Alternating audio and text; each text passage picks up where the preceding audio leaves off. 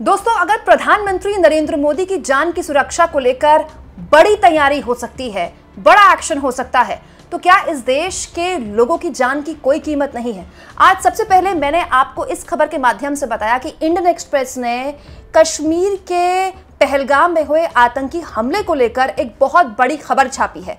एक ऐसी खबर जो अगर यकीन मानिए डॉक्टर मनमोहन सिंह का जमाना होता तो शायद गृह मंत्री जो भी उस वक्त होते उनका इस्तीफा हो जाता। लेकिन अब दोस्तों, हिंदुस्तान टाइम्स की एक और खबर इसी को लेकर छापी गई है आज, जो कि इस पूरे के पूरे मसले को लेकर खुफिया जानकारी, कितनी बड़ी चूक जम्मू कश्मीर प्रशासन द्वारा की गई है वो साझा करती है। दोस्तों, हिंदुस्तान टाइम्स की खबर बताती है कि Intel warned for an attack on tourist, यानी कि जो इंडियन एक्सप्रेस की ये खबर बता रही थी वही हिंदुस्तान टाइम्स की खबर बताती है कि पहलगाम में हुए आतंकी हमले को लेकर खुफिया जानकारी पहले ही थी। दोस्तों, इस खबर में साफ लिखा है कि इंटेलिजेंस ब्यूरो ने तमाम एजेंसियों को, जम्मू कश्मीर की जितनी भी एजेंसियां हैं, चाहे वहाँ लोकल पुलिस है या दूसरे सुरक्षा बल हैं, उनको पहले ही एक तरह से अलर्ट पे रखा हुआ था। उनको पहले से ही जानकारी दी थी कि प्रधानमंत्री नरेंद्र मोदी 19 अप्रैल को जम्मू कश्मीर जो आने वाले हैं उससे पहले ही सतर्क रहें। दोस्तों, 19 अप्रैल को प्रधानमंत्री नरेंद्र मोदी का कश्मीर का दौरा था, लेकिन उस वक्त ये जानकारी आई कि मौसम खराब होने की वजह से प्रधानमंत्री का दौरा रद्द कर दिया गया। लेकिन अब ये जानकारी निकल कर आई है हिंदुस्तान टाइम्स की इस खबर के मुताबिक कि मौसम खराब नहीं था, इंटेल की रिपोर्ट थी, खुफिया एजेंसियों की रिपोर्ट थी, और खुफिया एजेंसियों के इनपुट की वजह से प्रधानमंत्री मोदी का वो यात्रा एक तरह से रोकी गई। और उसके बाद क्या हुआ दोस्तों, 22 तारीख को पहलगाम में आतंकी हमला हो गया। इसी खबर में आगे लिखा है, देखिए, both army and civilian security officials in Jammu and Kashmir were told to prepare for an attack around the prime minister's visit at tourist location near Srinagar. दोस्तों, हिंदुस्तान टाइम्स की इस खबर के मुताबिक आर्मी को और जो सिक्योरिटी ऑफिशियल्स हैं वहां पर जम्मू कश्मीर के, उनको पहले से ही कहा गया था कि आप तैयार रहिए, प्रधानमंत्री नरेंद्र मोदी जो श्रीनगर में जो उनका कार्यक्रम है उससे पहले किसी भी तरह का अटैक हो सकता है। सोचिए कितना संवेदनशील ये मामला था, और बिल्कुल सही फैसला लिया गया कि पीएम की सुरक्षा को देखकर वो जो पीएम की यात्रा थी वो रद्द कर दी गई, क्योंकि दोस्तों प्रधानमंत्री की सुरक्षा से सर्वोपरि तो कुछ है ही नहीं। लेकिन बड़ा सवाल ये है दोस्तों कि जब इतनी बड़ी इंटेल रिपोर्ट थी कि प्रधानमंत्री मोदी की सुरक्षा के लिए उनका दौरा रद्द किया जा सकता था, तो फिर पहलगाम में क्यों कोई सुरक्षा बल तैनात नहीं किया गया?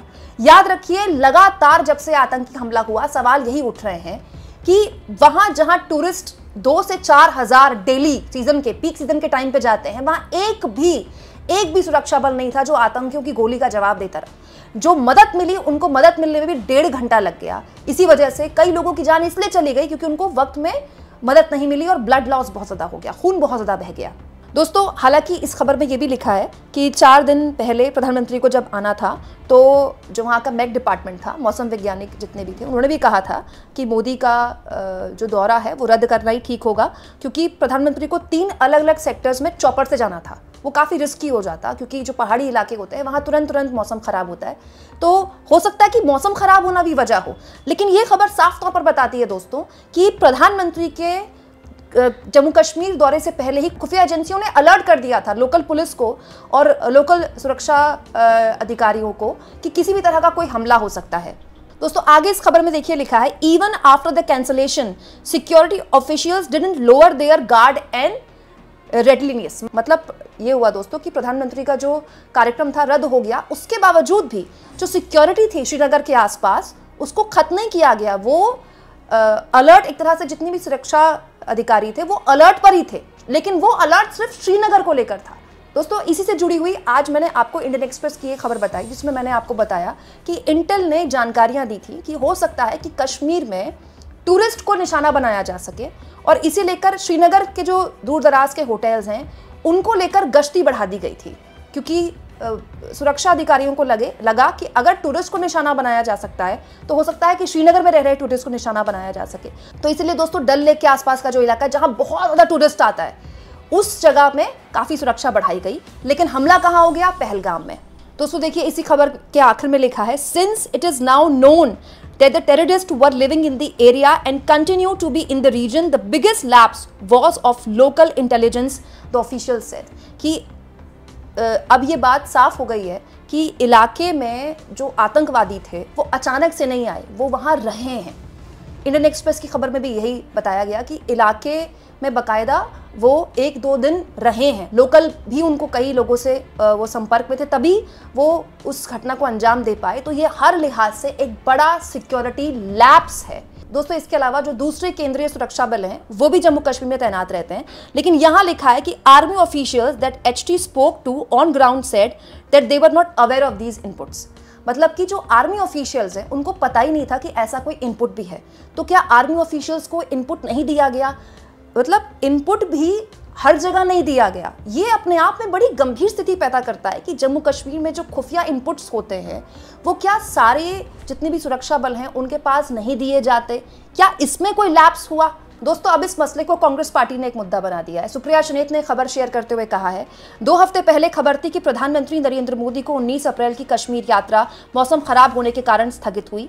अब अधिकारियों का कहना है कि 19 अप्रैल के आसपास पर्यटकों पर हमले की खुफिया जानकारी पहले से थी, फिर इस इंटेलिजेंस के बावजूद निर्दोष पर्यटकों के लिए कोई सावधानी क्यों नहीं रखी गई? दोस्तों, उस पूरे के पूरे इलाके में जितने भी परिवार वालों ने आतंकी हमले के बाद अपने अपनों को खोया, हर किसी की यही शिकायत थी कि कोई एक नहीं था जो आतंकियों की गोली का जवाब गोली से दे पाता।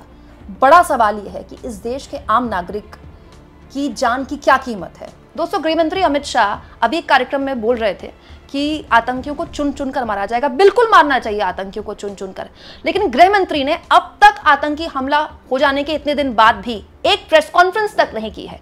क्या इसीलिए कि वो जानते हैं कि अगर ये सवाल उनसे पूछे गए तो अगला सवाल यही आएगा कि आप इस्तीफा कब दे रहे हैं? दोस्तों, आपको याद होगा जब ये हमला हुआ तो कई घंटों तक यही खबर मीडिया में तैरी कि आखिर खुफिया एजेंसियों की तरफ से कहाँ चूक हो गई। लेकिन अब इंडियन एक्सप्रेस और हिंदुस्तान टाइम्स दोनों की खबर एक बात तो साफ करती है कि इनपुट्स की कोई कमी नहीं थी। इनपुट्स पहले ही दिए जा चुके थे। अब सवाल ये उठता है कि जब इनपुट मिल चुके थे तो इतनी बड़ी चूक कैसे हो गई? जब प्रधानमंत्री नरेंद्र मोदी के दौरे के बाद भी वहाँ पर सुरक्षा अधिकारी ये बात कह रहे हैं कि हालात पर नज़र बनाए रखी गई थी, तो फिर इतनी बड़ी घटना कैसे हो गई? दोस्तों, ये बात सच है कि पाकिस्तान से हम बदला लेंगे और हमें इसको लेकर अपनी सेना पर पूरा भरोसा भी है, लेकिन ये बात भी सच है कि अब तक 12 दिन हो जाने के बावजूद भी हमें ये पता नहीं चला है कि आखिर इस पूरे मामले में जिम्मेदार कौन है। देखिए, क्योंकि जवाबदेही तय होना इस तरह के मसलों में बहुत ज़रूरी है। दोस्तों, ताकत और जिम्मेदारी दोनों साथ में आती है। गृह मंत्री अमित शाह इस देश के पूरी आंतरिक सुरक्षा की जिम्मेदारी उनके हाथों में है, खास तौर पर जम्मू कश्मीर, क्योंकि पूर्ण राज्य का दर्जा नहीं है जम्मू कश्मीर के पास, और वहाँ की पुलिस सीधे LG को रिपोर्ट करती है और LG गृह मंत्रालय को रिपोर्ट करते हैं। तो गृह मंत्री सीधा जिम्मेदार है जम्मू कश्मीर में होने वाले किसी भी तरह के इस हमले में। तो बड़ा सवाल यह है दोस्तों कि गृह मंत्री की तरफ से बड़े बड़े बयान दिए जा रहे हैं, लेकिन ये क्यों नहीं बताया जा रहा कि आखिर इस हमले के पीछे जिम्मेदार कौन है? दोस्तों, अब तो सरकार को विपक्ष का भी पूरा साथ मिल रहा है। ये एक ऐसा मौका है जिसमें विपक्ष सरकार पर दबाव बना रहा है कि सरकार पाकिस्तान पर कोई एक्शन क्यों नहीं ले रही। ऐसे माहौल में अगर सरकार कोई फैसला लेती है, कोई कदम उठाती है कि ये लोग हैं जिनकी चूक की वजह से ये आतंकी हमला हुआ, तो दोस्तों ऐसे में सरकार को विपक्ष का भी सपोर्ट मिलेगा और हर कोई सरकार की इसमें तारीफ ही करेगा। लेकिन इतनी बड़ी घटना हो जाने के 12 दिन तक अगर आप ये भी नहीं तय कर पाए हैं कि जिम्मेदार कौन है, तो फिर ऐसी हिला-हवाली करने वाले लोग सिस्टम में मौजूद रहेंगे और ऐसी घटनाएं क्या बार बार होती नहीं रहेंगी। अगर हम अपनी गलतियों से नहीं सीखेंगे और लोगों को जवाबदेह नहीं बनाएंगे, बताएंगे नहीं देश को कि आखिर किसकी चूक की वजह से ये निर्दोष लोग मारे गए, तो फिर हम कैसे सबक ले पाएंगे? आप इस मुद्दे पर क्या सोचते हैं दोस्तों? कमेंट बॉक्स में जरूर लिखें और जितना हो सके चैनल को शेयर करें, सब्सक्राइब करें और थैंक्स और ज्वाइन के ऑप्शन से अगर आप चाहें तो कुछ आर्थिक मदद भी चैनल की जरूर करें।